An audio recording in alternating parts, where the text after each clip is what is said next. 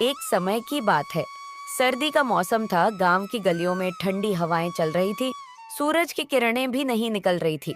ठंड से सब हार मान चुके थे। हर कोई अपने अपने घरों में आग जलाकर बैठा था। उसी गांव में एक गरीब किसान भी रहता था। उसका नाम गोपाल था। वह अपनी पत्नी और 2 बच्चों के साथ रहता था। गोपाल एक मेहनती और ईमानदार किसान था।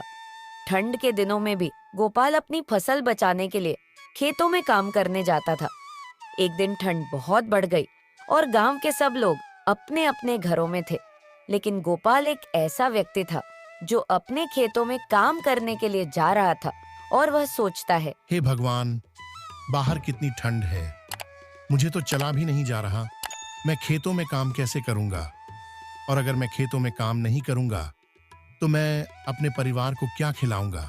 कि रास्ते में उसने देखा कि एक बूढ़ी माँ ठंड से काटते हुए एक पेड़ के पास बैठी है और वह उनके पास जाता है और कहता है कि क्या हुआ अम्मा? आप यहाँ क्यों बैठी हो इतनी ठंड में? क्या बताऊं बेटा, मुझे थोड़ी दूर और ही जाना है, लेकिन इतनी ठंड लग रही है कि मैंने सोचा थोड़ी देर बैठ जाती हूँ।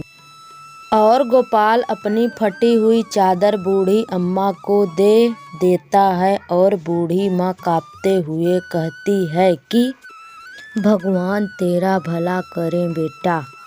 ठंड तो सबके लिए समान है अम्मा। किसी को मदद देकर अगर मन को सुकून मिले तो ठंड भी कम हो जाती है। और गोपाल अपनी खेत की ओर चल दिया। उसे दिन उसे समझ आया कि दूसरों की मदद करना हमारी मानवता का परिचय है।